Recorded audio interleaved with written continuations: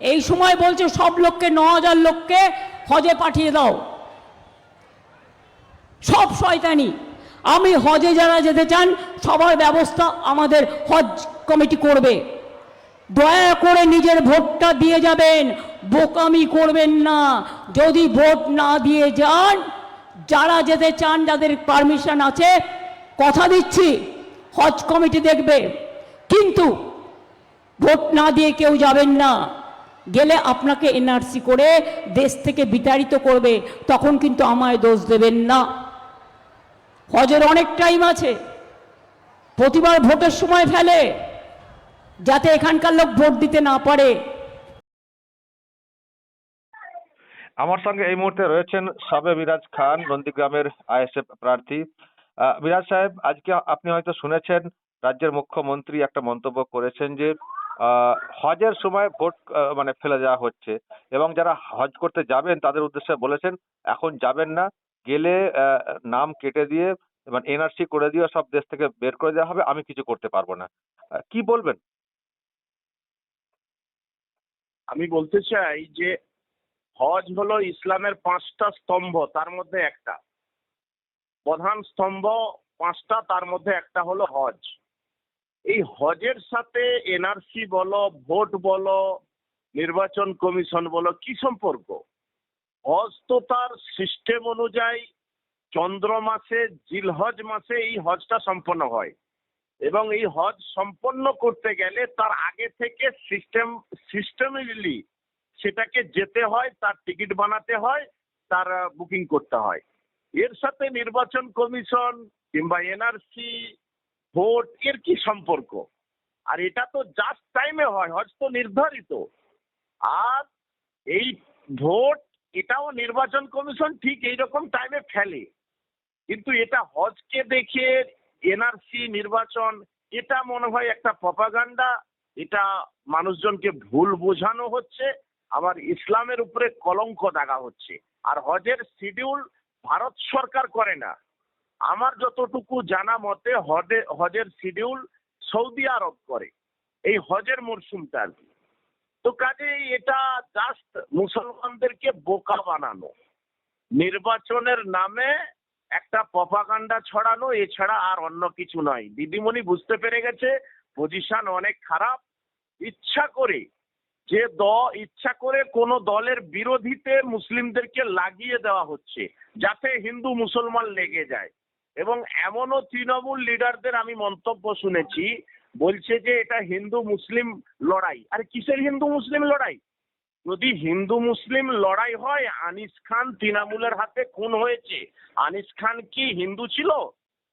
বাগটুই হত্যাকাণ্ড 12 জন পুড়িয়ে মারা হয়েছে, তারা কি হিন্দু ছিল? বাবুল সুপ্রিয় যে 19 জন মতনকে হত্যা করেছে, তারপরে তাকে দলে নেওয়া হয়েছে, যাদেরকে মেরেছে তারা কি হিন্দু ছিল? নন্দীগ্রামের প্রার্থী পবিত্র কর গত কয়েক মাস আগে যে হত্যা লীলা সংগঠিত করেছিল নন্দীগ্রামের বুকে, তো তাহলে তিনি এখন তৃণমূলের প্রার্থী।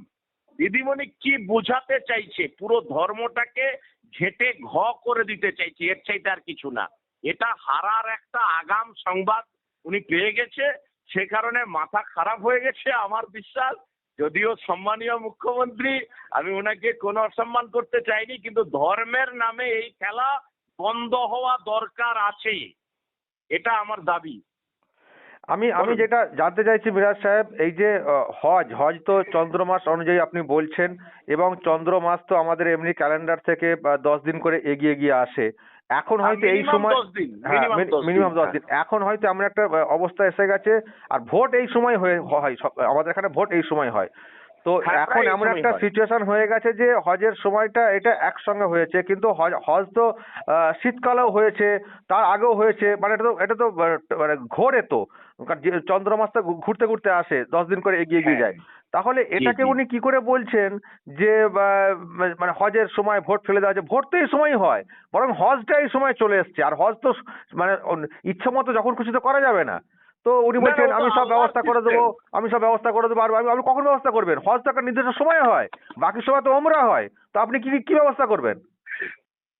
এক কথাই ভাই আমার, উনি হিন্দু ধর্ম সম্পর্কেও বোঝে না মনে হয়, কারণ অনেক সময় দেখেছি উনার যারা রাজনৈতিক বিরোধী, এবার তারা বলে যে উনি অমুককে ভুল করেছে তমুকে। যেহেতু আমি হিন্দু ধর্ম সম্পর্কে বুঝি না, জানি না, তবে হ্যাঁ রেসপেক্ট করি, প্রত্যেকটা ধর্মকে শ্রদ্ধা করি, সম্মান করি, কিন্তু আমার ইসলাম ধর্মের হজ পিছিয়ে দেবে উনার জন্য, একটা বাংলার ভোটের জন্য হজ পিছিয়ে দেবে, এ তো হাস্যকর ব্যাপার।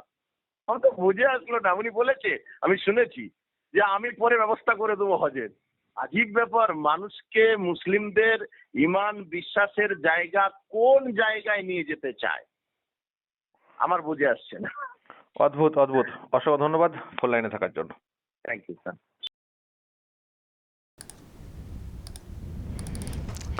দর্শক শুনলেন আজকে আমডাঙ্গাতে এই মন্তব্য করেছেন টিএমসি সুপ্রিমো, যে এখন কেউ হজে যাবেন না, আর হজের সময় ভোট ফেলে দেওয়া হয়েছে, তো যাবেন না, ভোটটা দিয়ে যাবেন, আর আমরা সব ব্যবস্থা করে দেব। আর ভোট যদি না দেন তাহলে নাম কেটে যাবে, এনআরসি হয়ে যাবে, তখন কিন্তু আমি আর বাঁচাতে পারবো না। পাগলের মতো সব কথা। প্রথমত হজ কিন্তু একটা নির্দিষ্ট সময় হয়, চন্দ্র মাস শুনলেন, সেই মাস অনুযায়ী হজটা হয়। হজ চন্দ্র মাস তো এগোতে থাকে না, এই সব ক্যালেন্ডার একটা স্থির থাকে, চন্দ্র মাস এগোতে থাকে। তো এখন এই সময় হয়ে গেছে, ভোট তো এই ঘোষণা হয়েছে। আর হজে যাওয়ার ব্যাপার তো অনেক আগে থেকে শিডিউল করা, মানে আগে থেকে অ্যাপ্লিকেশন ইত্যাদি। আর শিডিউল কবে ইন্ডিয়া থেকে কতজনকে কোন মানে আসতে দেওয়া হবে সেটা স্লট ঠিক করে ওখানকার সরকার স্লট ঠিক করে। হজ একটা নির্দিষ্ট মাসে হয়, বিশ্বের মুসলমানরা সেখানে যান। বিশ্বের মুসলমান সবাইকে একসঙ্গে তার জায়গা দেওয়া যাবে না, তার তো একটা পরিসর আছে না, একটা লিমিটেড জায়গা আছে। তো সেই জন্যে ওখানকার যারা এটাকে কন্ট্রোল করেন, মানে আরবের, ওরা স্লট দিয়ে দেয় যে অমক মাসের অমক তারিখ থেকে অমক তারিখ ইন্ডিয়া থেকে লোক আসবেন, অমক তারিখ বাংলাদেশ থেকে অমক, মানে এইরকম সব ব্যাপার থাকে, স্লট থাকে। গোটা বিশ্বের মুসলমানরা যেহেতু এই সময় যান হজ করতে, হজ কিন্তু একটা এই মাসে হয়। আর বাকি সময়েও মানুষ যান মক্কাতে, সেটাকে বলে উমরা, সেটা অনেকে যান, সেটা যখন খুশি যাওয়া যায় সারা বছরের মধ্যে। কিন্তু হজ একটা নির্দিষ্ট সময়ের মধ্যে যেতে হবে। মমতা ব্যানার্জি বলছেন যাদের এ আছে সব আমাদের হজ কমিটি সব ব্যবস্থা করে দেবে। কোথেকে ব্যবস্থা করবেন?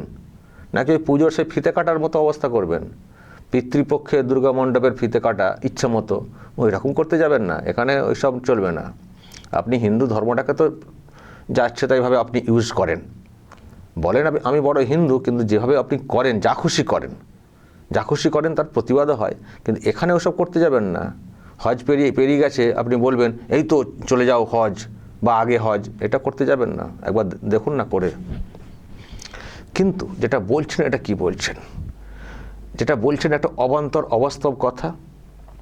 হজের শিডিউলের সঙ্গে ইলেকশন কমিশনের শিডিউলের কোনো থাকে না, দুটো পুরো আলাদা জিনিস। এর আগেও ভোটের সময় কোনো সময় হজের শিডিউল এসেছে যে তার ইচ্ছা মতো তারা করেছেন।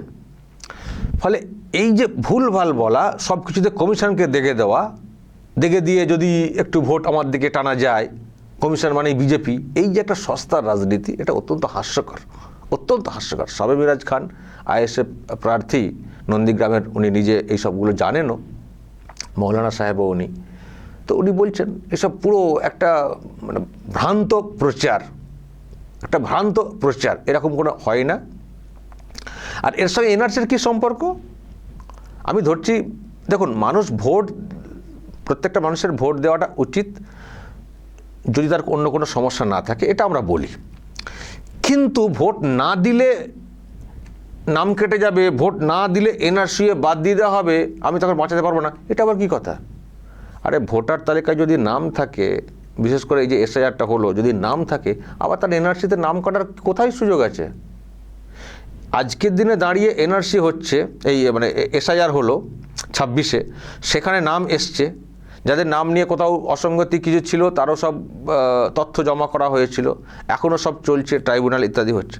তো এইসবের পরে যখন নাম এসছে, নাম কেটে যাবে? এই তো সদ্য মানে চেক হলো এখানকার মানে ভোটাধিকার ব্যাপারটা নিয়ে, এরপর নাম কেটে দিয়ে এনআরসি করে দেবে? সহজ কথা নাকি? এনআরসি, শুধু এনআরসি ভয় কি ভাবেন বলুন তো? যে মুসলমানদেরকে শুধু এনআরসি ভয় দেখালেই মুসলমানরা একেবারে দু হাত তুলে ভোটটা দেবেন, এটা ভাবছেন তো? এত বোকা না বিষয়টা এখন আর। সবাই আপনার কথা শুনে নেবেন। এই যে সবে মিরাজ খান মুসলিম, তো উনি তো একটি দলের প্রার্থী, উনি তো বলছেন যে এটা পুরো বোকা বানানোর চেষ্টা হচ্ছে। সত্যিই তো এনআরসি মানে ভোট দেওয়া, এই যে ধরুন আমি বলছি শুধু হজ যাত্রী কেন, আমাকেই অনেকে বলছেন, পরিযায়ী শ্রমিকই অনেকে বলছেন যে দেখুন আমাদের খুব যাওয়ার ইচ্ছে ছিল, প্রচুর চেষ্টা করেছি, ট্রেন পাইনি, বাস বা অন্য কোনো ব্যবস্থা করতে পারছি না, থেকে যেতে হচ্ছে, খুব যাওয়ার ইচ্ছে ছিল এবং এবার তো পরিবর্তনের ভোট, আমরা খুব তাতে অংশ নিতে চেয়েছিলাম কিন্তু পেরে উঠলাম না। এই প্রথম দফার ভোট কালকে যেটা হতে চলেছে, যাদের দেরি আছে তারা তখন আসার সুযোগ পাবেন। তারা বলছেন, বলে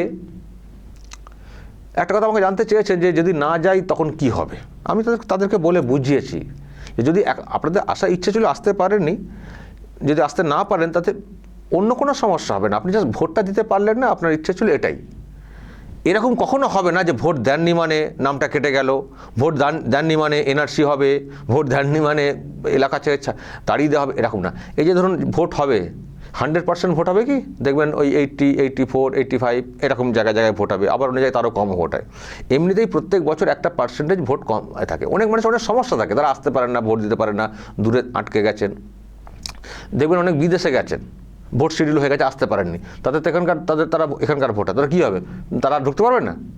এটা হয় না। ভোট দেওয়াটা মানে প্রত্যেকের উচিত, তার অধিকার, এবং সেটা কিন্তু ঐচ্ছিক। অনেকে তো ভোট দিয়ে নোটাতে কোনো প্রার্থী পছন্দ হয়নি, নোটা পারেন, এটা ঐচ্ছিক। যে ভোট আপনাকে দিতেই হবে এরকম কোনো বাধ্যবাধকতা নেই, কিন্তু ভোট দেওয়াটা মানে উচিত। একটা যত বেশি মানুষ ভোট দেবেন গণতান্ত্রিক কাঠামো তত বেশি মজবুত হবে, এটা হচ্ছে বলার। কিন্তু ভোট যদি কেউ না দেন তার মানে তিনি অপরাধী হয়ে গেলেন, এই রকম কিন্তু বিধান আমাদের এখানে এখনও পর্যন্ত নেই। ফলে এরকম কোনো হবে না। যারা আসতে পারছেন না, আসা উচিত, জানি অনেকের আগ্রহ আছে কিন্তু পেরে উঠলেন না, অনেক চেষ্টা করেও, কিন্তু এতটা ভয় পাবেন না, নিশ্চিন্তে থাকবেন, এমন কিছু হবে না। এমনকি সুপ্রিম কোর্ট তো এটাও বলে দিয়েছে যাদের নাম ওই জেনুইন হয়েও বাদ গেছে বলে বলা হচ্ছে, তাদেরও ভোটাধিকার চিরতরে চলে গেলে এটা না, যখনই তাদের নাম এসে যাবে তারাও লিস্টেড হয়ে থাকবেন, কোনো চিন্তা নেই, কোনো সমস্যা নেই। এবং এটাও শুনেছেন জেলা শাসক একজনকে দেখলাম পূর্ব বর্ধমানে সম্ভবত, উনি প্রচার করে বেড়াচ্ছেন এর সঙ্গে অন্য কোনো সম্পর্কই নেই। কেউ কেউ বলছেন নাম ওঠেনি মানে পরিষেবা ব্যাহত হয়ে যাবে, সরকারি সব জায়গা থেকে নাম কেটে যাবে। সব ভুল, সব ভ্রান্ত, সব মিথ্যা প্রচার। উনি এইসবই করেন, ভয় দেখান, এবং কদিন ধরে বলছিলেন যে ট্রাইব্যুনাল আমি করে এনেছি, সব নাম যাদের উঠবে তারা ফের ভোট দিতে পারবেন। শুনেছেন তো কতজনের নাম উঠেছে এখনও পর্যন্ত? 136। এই কালকে যারা ভোট দেবেন 136 জনের নাম উঠেছে। অ্যাপ্লিকেশন নাকি কত 32 লক্ষ। এই তো হচ্ছে ওনার কাজ। এই 136 জনের নাম উঠেছে, এখনও এত বাকি, 138 জনের নিষ্পত্তি হয়েছে, তারপরে সবটাই বাকি রয়েছে। উনি কিন্তু একবারে বলেননি কোথাও যে সবার নাম উঠলে তবে যেন ভোটটা হয়, হুজুর ভোটটাকে স্থগিত করুন, একবারও বলেননি। কিন্তু এত লোকের নাম বাদ নিয়ে অনেক উচ্চবাচ্য করেছেন, কিন্তু একবারও সুপ্রিম কোর্টে গিয়ে বলেননি যে সবার নামটা আগে উঠে যাক এবং ওঠার জন্য আপনারা জোর কদমে কাজ করুন, একেবারে সেই যুদ্ধকালীন পরিস্থিতিতে কাজ করুন, দ্রুত নামটা তুলুন, তারপর যেন ভোটটা হয়। একবারও কিন্তু উনি বলেননি। এত মানুষ বাইরে রয়ে গেলেন শুধুমাত্র ওনার যে অসহযোগিতার কারণে। প্রথম থেকে কোঅপারেট করলে এসআইআরটা এরকম ঘেঁটে যেত না, সুন্দর এসআইআর হতো, যেমন অন্যান্য রাজ্যে কেন্দ্রশাসিত অঞ্চলে হয়েছে, সব হতো। উনি সমস্যা তৈরি করেছেন এবং এত মানুষকে বাদ রেখে দিয়েছেন। কদিন ধরে খুব বলছিল আমি সব নাম তুলে দেবো, ট্রাইব্যুনালের নাম উঠলেই, এর মধ্যে নাম উঠলেই তাদেরকে ভোট দেওয়ার ব্যবস্থা করতে হবে। সে মধ্যে সুপ্রিম কোর্ট বলেছিল যেটা হ্যাঁ ব্যবস্থা করুন, কিন্তু দেখা গেছে এই সময় 138 জন, ভাবুন 138 জনের মামলা নিষ্পত্তি হয়েছে, তার মধ্যে 136 নাম উঠেছে। কিন্তু তার মানে অনেক জেনুইন ভোটার বাদ থাকছেন ইনার জন্য থাকছেন এইসব জেনুইন ভোটার। উনি ভাবছেন ওইসব বললে মনে হচ্ছে যাদের নাম বাদ গেছে তাদের পরিবার আমাকে ভোটটা দিয়ে দেবেন, দেখবো তাদের পরিবার কত ভোট দেন। আমি বলেছিলাম যেদিন সুপ্রিম কোর্টের কথাটা বললো যে ঠিক আছে 21 তারিখের মধ্যে নাম যাদের পাস হবে ট্রাইব্যুনালে তারা ভোট দিতে পারবেন, আমি তখন বলেছিলাম উনি যেটা শুনে বলেছিলেন যে আমার আজকে বিরাট আনন্দ হচ্ছে, দারুণ রায় পেয়েছে সুপ্রিম কোর্টে। আমি সেদিন বলেছিলাম রায় না বাঁশ, এতে মানুষের ক্ষোভ আরও বাড়বে। ওই 138 জনে খুশি, 136 জনের তো খুশি হয়ে গেলেন, আর আমরা যে বাদ পড়ে রইলাম আমাদের ভোটের কোনো নেই, খুশি হয়ে গেলেন। কেন আপনি পুরোটা স্টপ করলেন না যে অ্যাটলিস্ট সবার নামটা হয়ে যাক তারপর ভোটটা কেন বললেন না? অন্তত বলে দেখতে তারপর সুপ্রিম কোর্ট কী করতো না করতো সেটা অন্য বিষয়, কেন করলেন না? আপনি আপনার ওই রাষ্ট্রপতি শাসনের ভয় পেয়ে এইসব করবেন নিজের ক্ষমতা বাঁচানোর জন্যে, আর মানুষগুলো মানে বঞ্চিত হয়ে রাস্তায় পড়ে থাকবেন? নিশ্চয়ই ওনারা ভাবছেন। এবার ওনারা ভাবছেন কেন? ভাবারই কথা তো, যে যাদের ভোট জেনুইন হওয়া সত্ত্বেও বাদ গেছে, এবার দেখবেন পরিবারের আরও যারা ভোটার যাদের নাম উঠেছে, দেখবেন তাদেরকে ওনারা বলবেন একে আগে হটাও, একে আগে হটাও, এ সর্বনাশ করে দিয়েছেন আমাদের, হটিয়ে দাও আগে। দেখবেন তারা বলবেন, আরও বাস হবে, ক্ষোভ আরও বাড়বে। যাদের নাম বাদ গেছে তাদের পরিবারের ক্ষোভ বাড়বে যে আপনার জন্যে 138 জনের নিষ্পত্তির পরে যদি 136 জনের নাম উঠতে পারে, তারপরে কত সংখ্যক বাদ? শুধুমাত্র আপনার জন্যে। আপনি যদি প্রথম থেকে কোঅপারেট করতেন, সব নাম উঠে যেত, কিছু কিছু বাদ গেলেও জাস্ট টাইম পাওয়া যেত, সব নাম উঠে যেত। আপনি মামলা করতে গেছেন, আপনি এই করতে গেছেন, আপনি ট্রাইব্যুনাল করেছেন, কত কী করেছেন, আলটিমেট কী দাঁড়াচ্ছে? 32 লক্ষ অ্যাপিল, আর সলিউশন হয়েছে কত? 136। রাখবো আপনাকে? আমার মনে হয় এই রাগটা আছড়ে পড়বে ওই পরিবারগুলোতে। আগামীকাল থেকে তার প্রতিফলন দেখতে মানে নিশ্চয়ই হবে। দেখতে তো এখন পাওয়া যাবে না, 4 তারিখে দেখতে পাবো। তো দর্শক, এই হচ্ছেন উনি, শুধুমাত্র নিজের ক্ষমতার জন্য এইসব করেন। আর দেখছেন সব তো ইদিক উদিক হয়ে গেছে, অনেক মুসলিম নাম বাদ গেছে, তাদের মধ্যে হয়তো অনেকে ওনাকে ভোট দিতেন, তারাও এখন ক্ষিপ্ত। এখন হাজি সাহেবদেরকে ভয় দেখাচ্ছেন, হাজি সহ সেই সঙ্গে মুসলমানদেরকে ভয় দেখাচ্ছেন যে দেখো হজের পাঠিয়ে দিয়ে এইসব করার চেষ্টা হচ্ছিল, অমুক তমুক কমিশনকে দোষারোপ করে সেই ভোট ফায়দা তোলার চেষ্টা হচ্ছে। কিন্তু মুসলমানরা বুঝছেন। তহা সিদ্দিকী সাহেব আজকে কি বলেছেন দর্শক, কি বার্তা দিয়েছেন ফুরফুরা শরীফের তরফ থেকে একটু শুনে নেবেন, আমি আপলোড করেছি। সবাই বুঝছেন, চারিদিকে সবাই বুঝতে শুরু করেছেন এবং সবাই সরে পড়ছেন।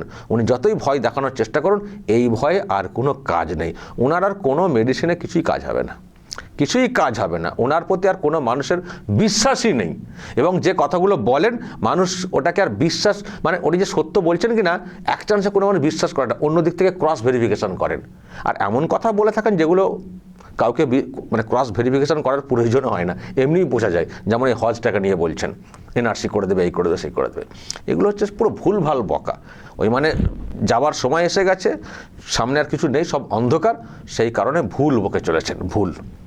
4 তারিখের পরে আর বকার কোনো সুযোগও থাকবে না। দর্শক বলবেন যেসব কথা শুনলেন এবং শবে মিরাজ খান যে ব্যাখ্যা দিলেন, এবং আপনাদেরও মতামত অবশ্যই রাখবেন, যা বলার বলবেন এবং নজর রাখবেন আরামবাগ টিভিতে।